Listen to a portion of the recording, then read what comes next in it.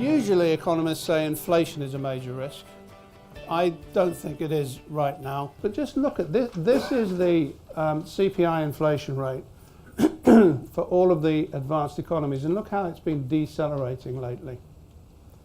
A lot of that's because the oil price has been stable and other commodity prices have been falling, but even core inflation in the developed economies has been falling. So the general worry of a year and 2 years ago that the monetization by the central banks was going to lead to an enormous surge in inflation so far has proven wrong.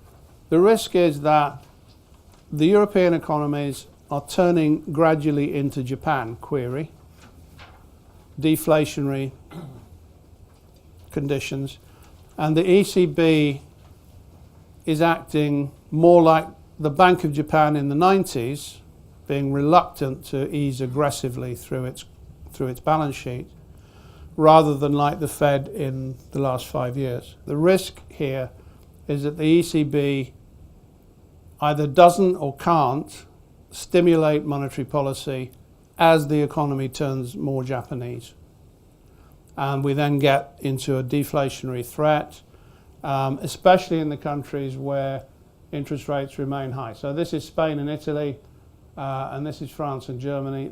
This fragmentation between the high interest rates in the south and troubled economies, much lower interest rates in certainly Germany, is the exact inverse of what the ECB would like to do if it could. Are these interest rates in the south going to be compatible with enough recovery in GDP to enable them to control their debt or not? And if the answer is no, which it may well be, what is the ECB going to do about that? Is the ECB going to tinker around at the margins, in which case Japanification will grab hold, or is the ECB going to do something much more aggressive?